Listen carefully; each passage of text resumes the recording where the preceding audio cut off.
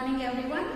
So in today's class also we are going to discuss few problems and some leftover small theorems based on the probability. So mostly probably by this class we will be completing our second unit. So in the next class we will start our third unit. So coming to the next problem.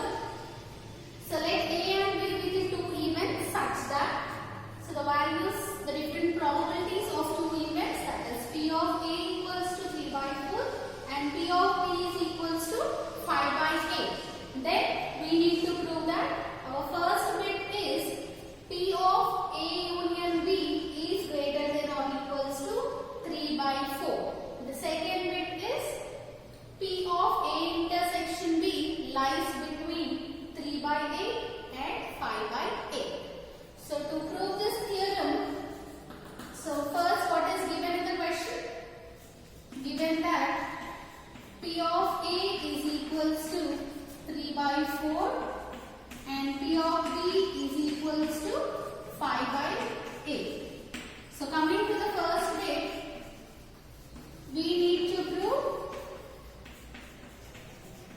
So what is the value we need to prove? P of A union B is greater than or equals to 3 by 4.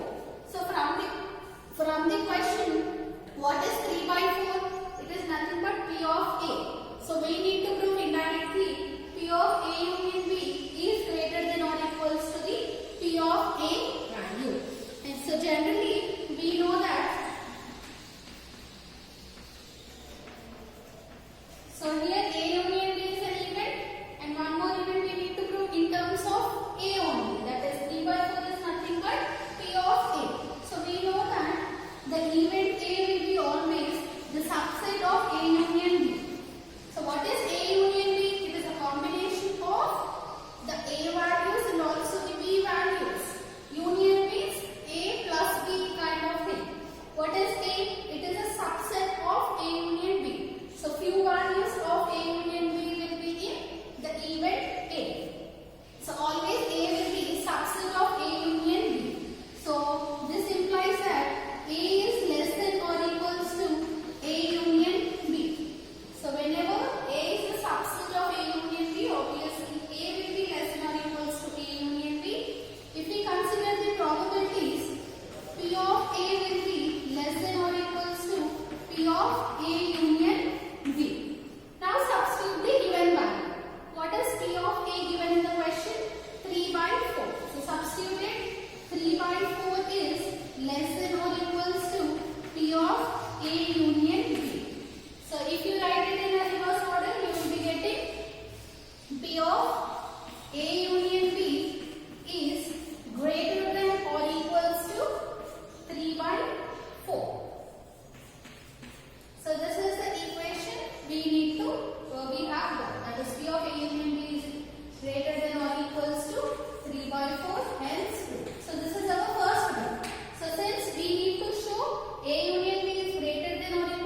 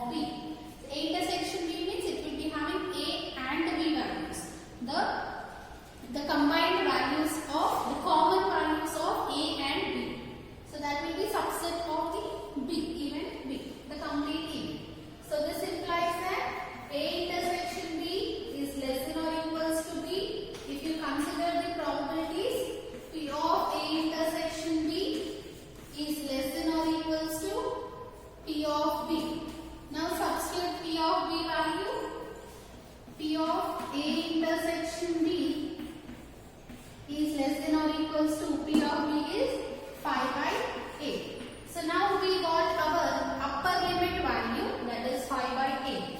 So still we need to find the lower limit. So keep this one as the equation 1. So now next thing is we know that, so what are the limits of the probability? Probability always lies between 0 and 1. The minimum value for any event probability is 0 and the maximum value of the probability of any event is 1. So here I am considering P of A union B as an event. So this P of A union B, for any event the probability will be always less than or equals to 1 because the maximum, the limit of the probability is 1. So what is, according to addition theorem, what is P of A union B value? That is equals to P of A plus P of B minus P of A intersection B is less than or equals to 1. So we want P of A intersection B value. So send this P of A intersection B to the right side and bring 1 to the left side. So we will be getting P of A plus P of B minus 1 is less than or equals to P of A intersection B. Substitute the values. What is P of A value? P of A value is 3 by 4 plus P of B value is 5 by 8 minus 1 is less than or equals to P of A intersection B. Now consider the LCM.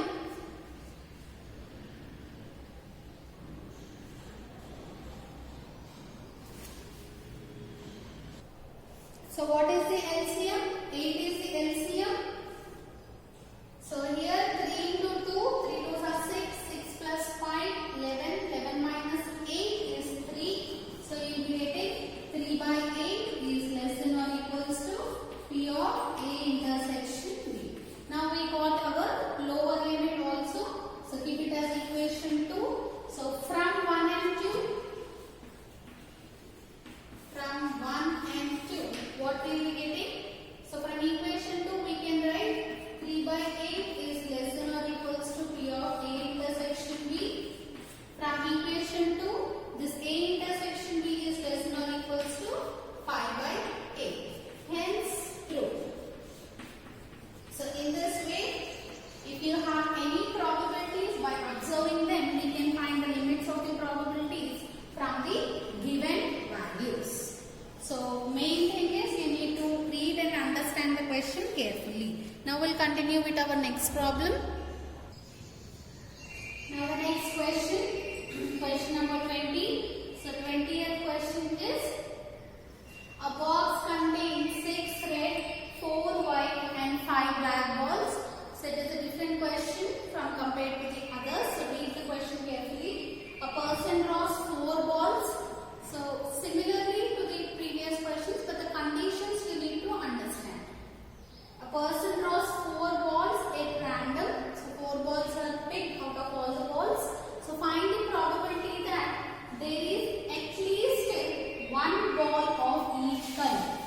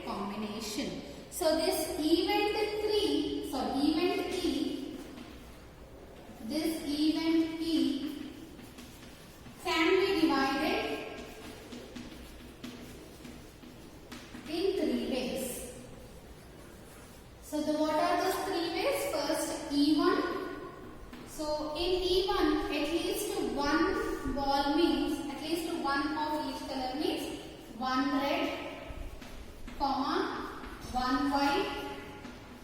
So already 2 are finished. So you want still 2 more balls for 4 balls. So you will be getting 2 black. So this is event 1. Next event 2. So event 2, 1 red, 2 white. So 2 plus 1 3, 1 more color, that is 1 black. Similarly, event 3, it is 2 red,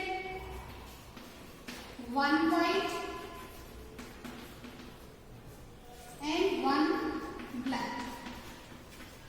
So these are the different combinations we may get from even that is event E, that at least one color is chosen. So what are the events E1, E2 and E3? So these events E1, E2 and E3 are disjoint events. Are the disjoint events. So you will be not having any intersection of this term, disjoint events. So for disjoint events, so what is the probability we have to find? Find the probability that there exists at least one ball of each color. So we have to find P of E.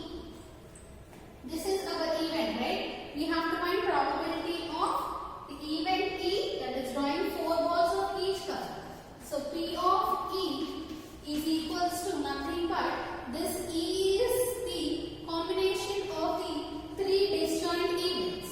So P of E equals to P of E1 union E2 union E3. So since they are disjoint events, union is nothing but the addition of the separate probabilities. So from this condition, P of E is equals to P of E1 plus P of E2 plus P of E3. Since there are disjoint events, that is from the additive axiom, we can write P of E1 union E2 union E3 as P of E1 plus P of E2 plus P of E3. So we have to know this P of E1, E2 and E3 values. So first find out P of E1. So what is P of E1? 1 red we have to choose. That is, how many reds are there? 6 reds. So 6C1 into 1 white. So 4C1 out of 4, 1 ball into 2 blacks. That is out of 5, 2 blacks. That is 5C2 divided by total number of outcomes is 15C4, which is nothing but 1365. So find out this value.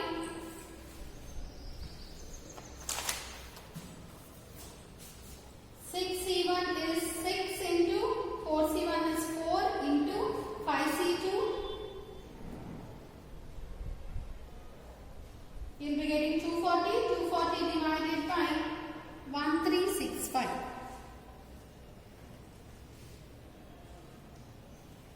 It is 0.1758. So we got P of E1 value.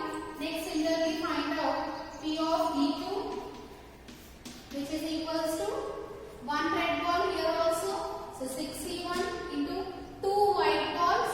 So 4C2 into 5C1 divided by 1365.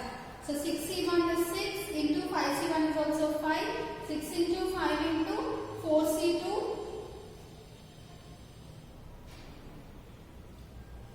Answer is 180. 180 divided by 1365. We will be getting 0.1319.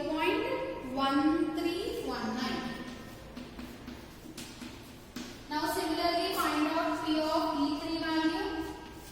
P of E3 equals to 2 red balls. So 6C2 into 4C1 into 5C1 divided by 1365.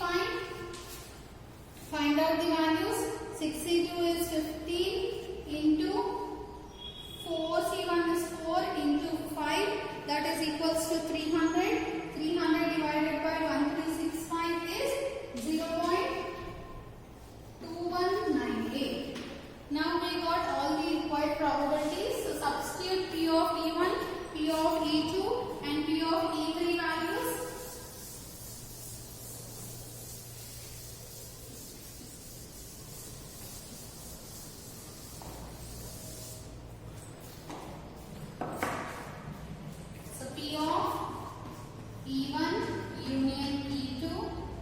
P of E can be written as P of E1 plus P of E2 plus P of E3. What is P of E1 value? 0.1758 plus P of E2 value 0.1319 plus P of E3 value 0.2198. Now add all these values. 0.1758 plus 0.1319 plus 0.2139 is equals to 0.5275. So P of E equals to 0.5375. So from the given balls, the probability that the 4 balls drawn of at least one color each is equals to 0.5375. Now we'll discuss a small theorem. So given the statement is, if E1 and E2 are two independent events. So according to condition, E1 and E2 are two independent events. Then we need to prove that P of E1 union E2, E1 union E2 is equals to 1 minus P of E1 complement into P of E2 complement. So coming to the proof. So if E1, given that E1 and E2 are independent, right? If E1 and E2 are independent, what is the condition generally? P of E1 intersection E2 is equals to P of E1 into P of E2. So even if E1 and E2 are independent, this is the condition, if and only if condition. So the vice versa will be true for it.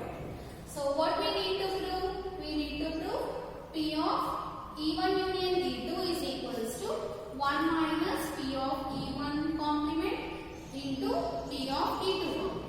So I am considering the RHS here first and I'll find out the LHS. So consider RHS, that is 1 minus P of E1 complement into P of E2 complement is equals to, so what is probability of complementary event? 1 minus probability of that event. So this can be written as 1 minus P of E1 into 1 minus P of E2. So now multiply these two terms, what will be getting? 1 minus 1 into 1 is 1 minus 1 into P of E2 is P of E2 minus P of E1 into 1 is minus P of E1 minus P of E1 into minus P of E2 is plus P of E1 into P of E2. So this is our condition, and according to the condition of the independency, what is P of E1 intersection E2 equals to P of E1 into P of E2. The vice versa will also be true since it is if and only if condition. So in place of P of E1 into P of E2, we can write as 1 minus P of E1 minus P of E2 plus P of E1 intersection E2, since E1 and E2 are independent. Now multiply this minus inside, you will be getting 1 minus 1 minus into minus plus P of E1 minus into minus plus P of E2 minus into plus minus P of E1 intersection E2. So plus 1 and minus 1 and gets cancelled, which is equals to P of E1 plus P of E2 minus P of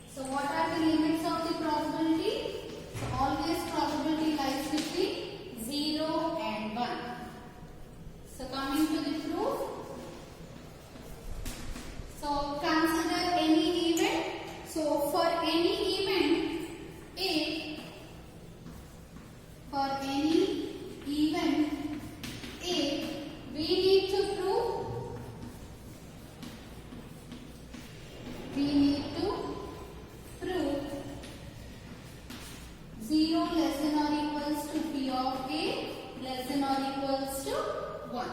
So we always know that what is a, suppose I am considering a Venn diagram. So this is my sample space. So I am considering an event. This is the event A. So that this one is the event A. This one. This part is the event A. And this is nothing but the null set. So this is the null set. You can write here, this is the null set, this is A, and this is the sample space. So let pi be the null set. We have got as pi, null set.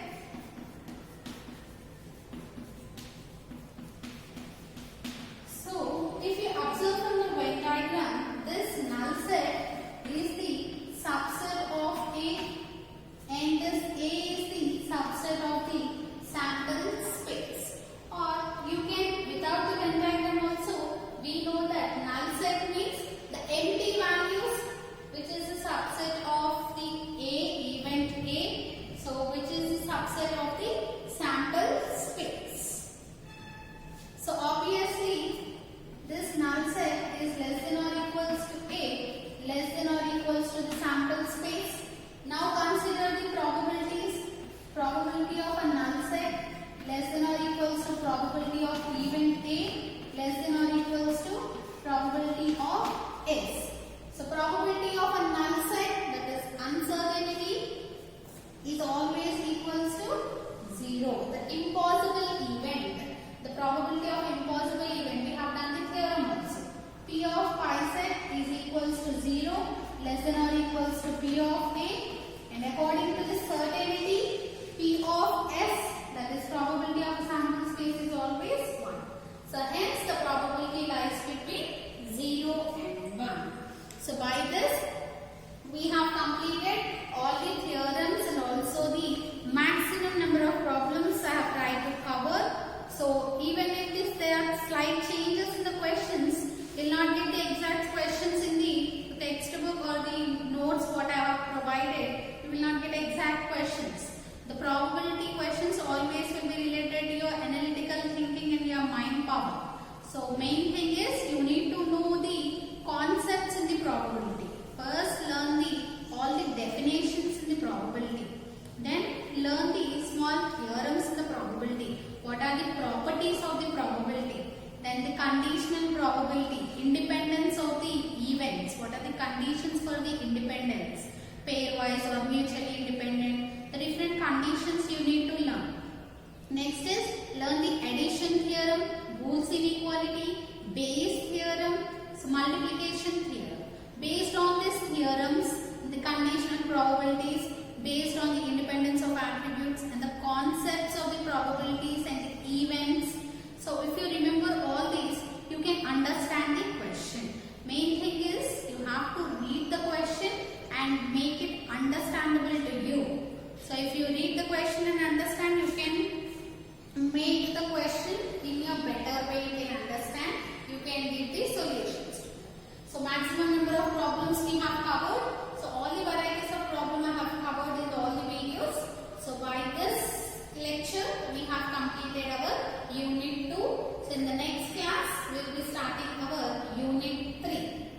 So don't miss the tomorrow's class. We will be starting our third unit. Our third unit is random variables. And complete the notes before starting of the third unit only. You complete all the second unit notes. So try to write all the problems from the videos, so that by listening only, if you write the problems, it will be very clear from you. Otherwise, if you just listen it, you don't get it. You need to practice it. So that's why while listening to the classes only, you do try to write the problems in your notes.